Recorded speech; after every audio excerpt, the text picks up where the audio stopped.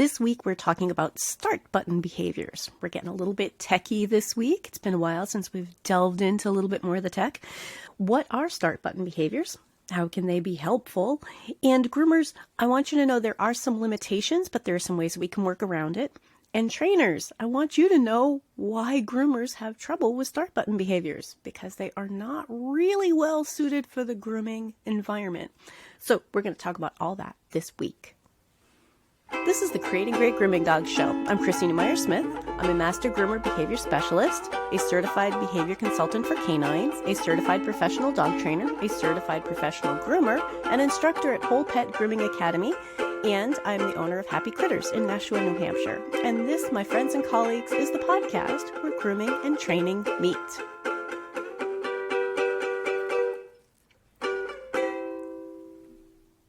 I want to talk about start button behaviors. Like I said, this one's getting a little techie, little geeky. As groomers, you might not know what those are. So let's start at the very beginning. A start button behavior is when a dog performs an action to indicate that you can do whatever it is you need to do. It's a way for a dog to say, I am ready and I am willing.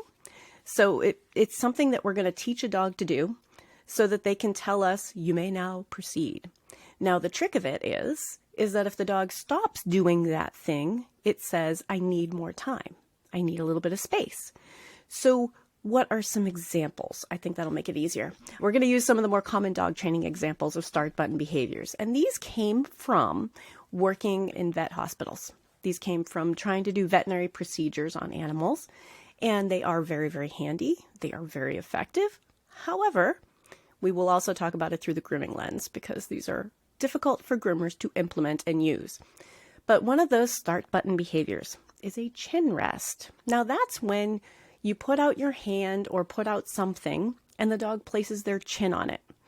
The indication that I am ready for you to do whatever you want to do. Maybe that's an injection. Maybe that's trimming a nail. But they put their chin on something, place their chin on something. If the head pops up, it means I'm not ready. That one's a chin rest, chin targeting.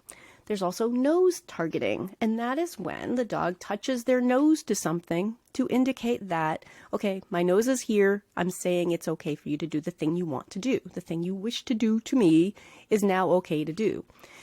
Now, again, the way that they're indicating that I am ready, when they pull their nose away from that thing, that means I am not ready. Okay, this is really common training methods for stuff that happens in homes, for stuff that happens with cooperative care in the veterinary setting. Cooperative care being teaching animals to cooperate with us for their own care. The grooming world calls that holistic grooming pretty often, but I really like the dog training term for cooperative care instead, because that really does speak more to what we're looking for. So anyway, we have chin targeting, we have nose targeting. And like I said, that's when the animal is placing a body part in a particular position to say, yes, you may continue. Yes, you may do the thing that you want to do. And then if they're not ready, or if they become nervous, even during the middle of an injection or something like that, if they move away from that target, if they move that body part, that says, I'm not ready. Now, this is a really handy tool. I'm going to tell you that there are times when this would be the ideal tool for something that is really short term. This could be really, really helpful. And it tells the dog that I'm listening, and it makes it very obvious when they're ready and when they're not ready. Here is the downside. Groomers are already knowing what the downside is, but keep in mind, my groomer friends, not everyone's a groomer. Non-groomers don't understand this. What do we need to do to know if this dog is not ready or ready? We need to have eyes on that body part and that target. There needs to be somebody watching. Now, trainers are like, well, that's easy, and, and normally it would be. But from the grooming perspective, I want you to think let's say I'm grinding nails on a back foot. There is no way for me to grind nails on a back foot and watch a dog's head motion. These two things cannot happen at the same time. That's why a lot of groomers have trouble with using techniques like this. It does require a second human being to watch for motion, or it requires us to not actually be trimming nails. Now, we're going to get more into that in the next part, because there are ways to use these and then build up toward what would be an actual nail trim with one person, right? But I want you to know that for many, many groomers, we are very limited because we do not have another person. There is no one else watching to see if that dog moves their chin. There is no one else watching to see if that dog moves their nose. And so trainers, while we are teaching owners how to do this, or while we're working on it for veterinary procedures, we're not used to thinking about the solo person doing this on their own. So I want you to think about that. Let's ponder that for a minute. If you, as a trainer, are working alone and you are unable to see that start button behavior, that chin rest or that nose target, in this example, there are more start button behaviors, but if you're unable to see that, what does that do for the dog? Right? So let's think about that for a minute. If we're telling a dog, you can trust me, I will only continue when you indicate by touching this thing with this body part. Maybe it's touch this target with your nose, or rest your chin on a hand. We're only going to follow through if you are touching that thing. But then we get working on another side and nobody's watching, and they move their head and nobody's there to know, and we keep continuing. And then we end up with a dog who is becoming really frustrated. You taught me that this is my I'm ready or not ready, and then nobody's going to watch to see if I'm not ready. So it backfires if we don't have someone watching. So that's a visual cue that the dog is giving us. Now, I want us to think instead, how would this be helpful for us to have a start button behavior that we do not have to watch for, that we do not have to physically observe with our eyes? And the start button behavior that I like to use, instead of watching what a dog is doing, I'm feeling with my hand. So what I'm looking for as a start button behavior is, can I open my palm and have this dog remain in that position that I guided them into? Can I open my palm? Do I actually need to hold this dog here, or can I open my palm?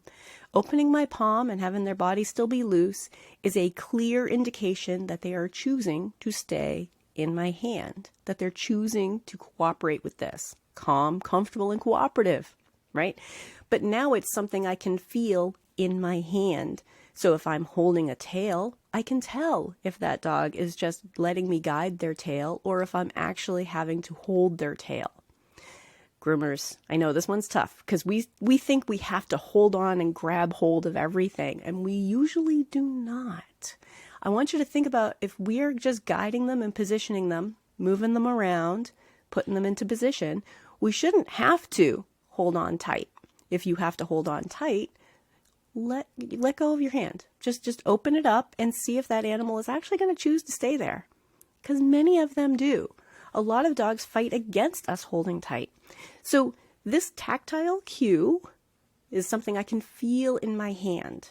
I can feel if there is resistance, or if this dog is loose and choosing to stay in my hand. I can do that when I'm working on a tail. I can do that while I'm grinding back nails. I can do that while I'm holding an ear. I can do that while I am doing grooming procedures, normal day-to-day stuff. And it becomes a habit. It's the way that I usually groom. So I want you to think about that is also a start button behavior.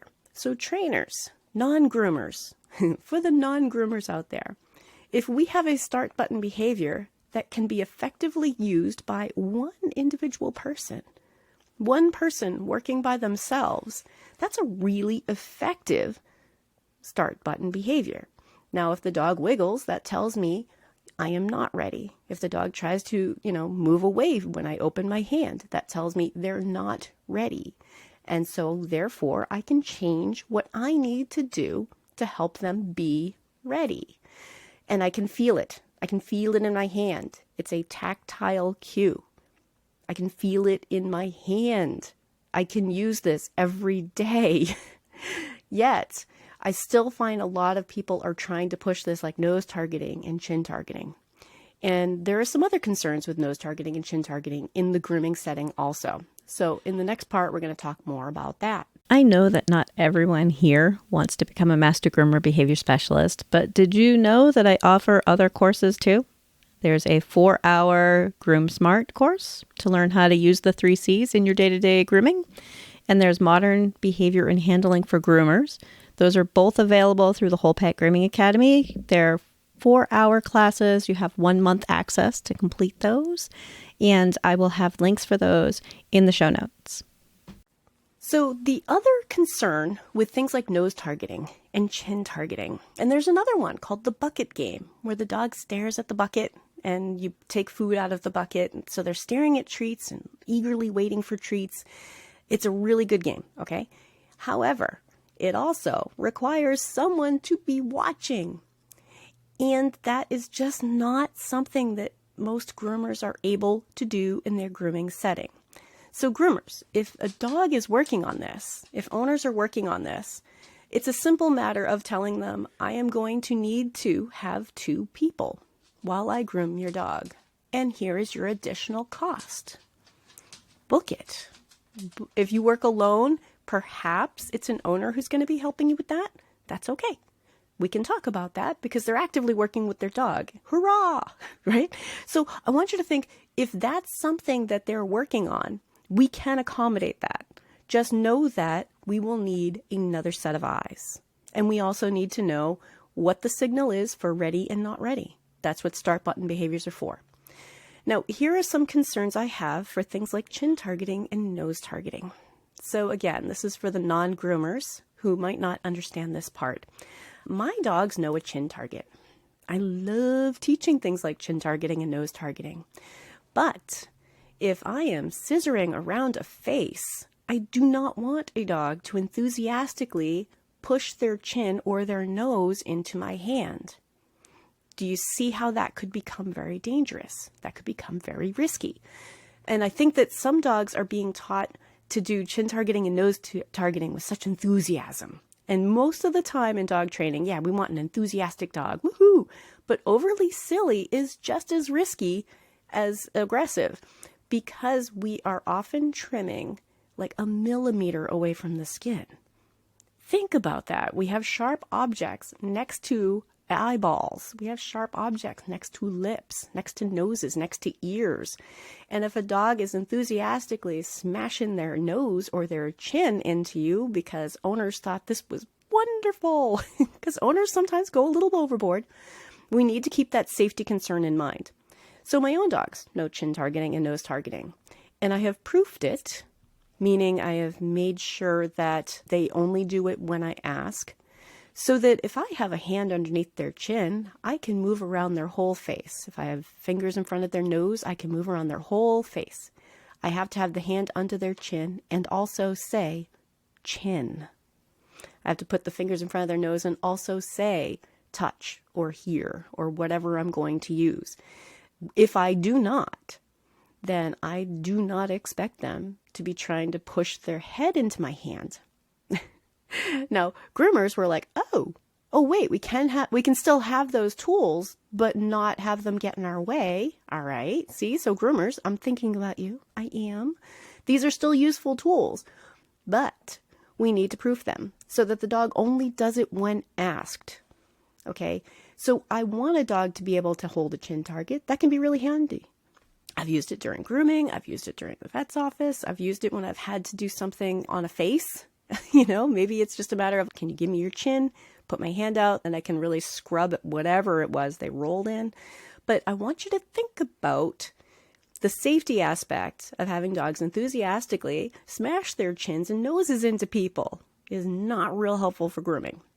So groomers tend to get really frustrated when we hear things like chin targeting and nose targeting and start button behaviors because many groomers don't see its purpose and only see the risks. The purpose is that we can have a dog choose to hold still for us longer than they might have before. How cool is that? that they're choosing to. Now, again, my version is a tactile cue. I can make sure that this dog is allowing me to hold them. I can hold my hand on their head and help them understand that, like, okay, I just need you to be here, and guide them into a position. And if they let me guide them and I open my palm and they're still there, that is a start button behavior. I'm ready. I'm willing. You're not forcing me. Okay? And that's something that we can use. So, trainers, non-groomers, if you are working on things like nose targeting and chin targeting, awesome. But I want you to think about fading it out. Fading it out so that that's not the only way that a dog can indicate that they're not ready or ready. Fade it out. So work on stuff without asking for the nose target or the chin target. And that's really going to be helpful for your groomer. Many, many, many groomers out there do not want to work on behavior. That's a whole different profession. Now, I want groomers to know more about behavior. I want groomers to go ahead and learn about behavior, and I'd like them to become trainers too. That's awesome. But many, many do not want to. They just want to do their job. So if you're helping a dog be prepared for the grooming process, you need to get them past this need for nose targeting, chin targeting, bucket games, okay? And get them past that point.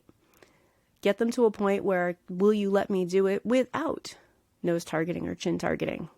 And see if they're ready for it. See if they're comfortable with it before they go to a groomer. And if you do find a groomer who's willing to play along, keep in mind they will need a second person.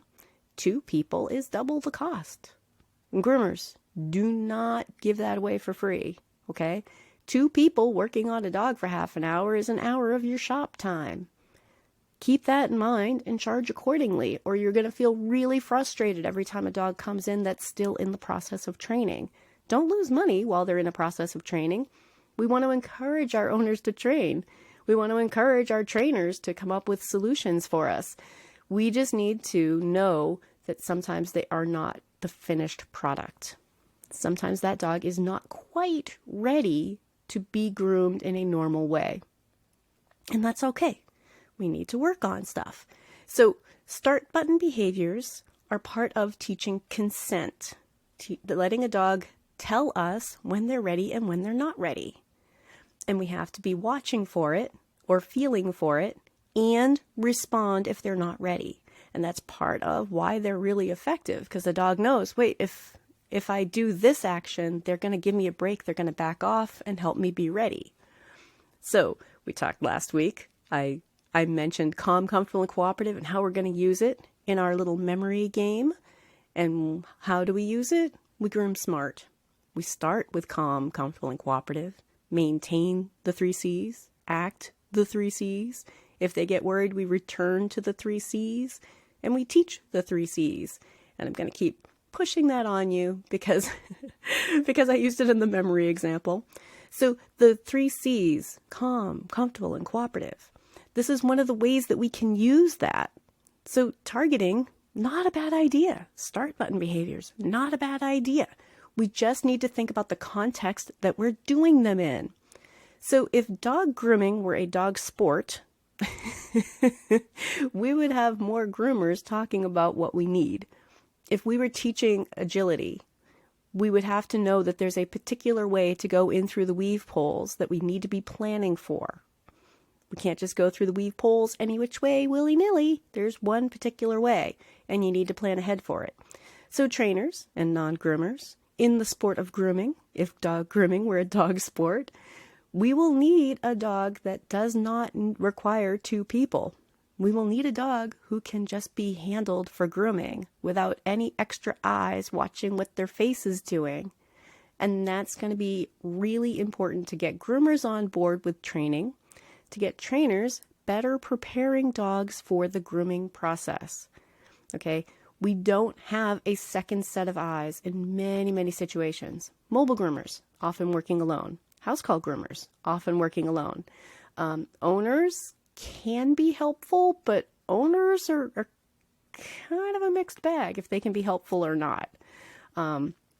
Especially when a groomer is trying to get something done And, just think about that a lot of places won't allow an owner to come in and help. That's a safety precaution.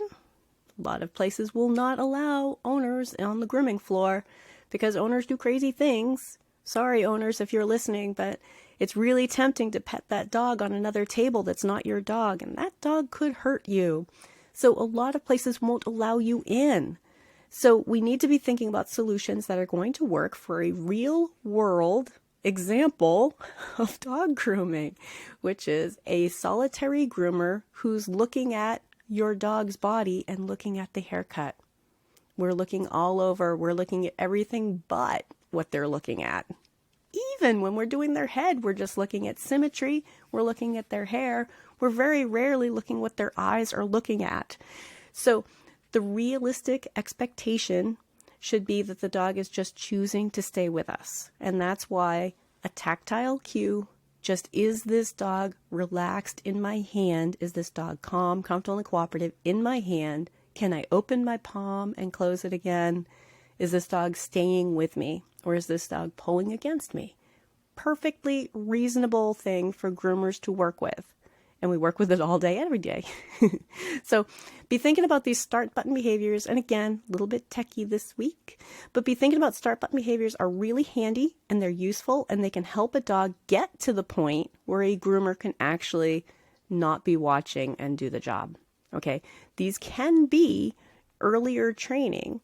This can be really helpful in the beginning to help a dog understand how to proceed, but we need to work beyond it. Beyond it. A nose target or a chin target is not the finished product. We need to go beyond that so that the dog can actually handle one solitary single groomer working on their body. Hey, Creating Great Grooming Dogs family. You know I care about all of you and want to support you in your work, and that's exactly why we built the Scholar Lounge at the Whole Pet Grooming Academy. For $47 a month, roughly the cost of a gallon of decent shampoo, you'll receive live weekly coaching calls, resources, lessons, a community of like-minded groomers who want to raise the bar just like you. And if you're one of our students, it's included while you're in the classes. So links are in the show notes, or you can go to creatinggreatgroomingdogs.com/sponsors and know that that is a way to get off of Facebook. I mean, isn't that kind of what we all want?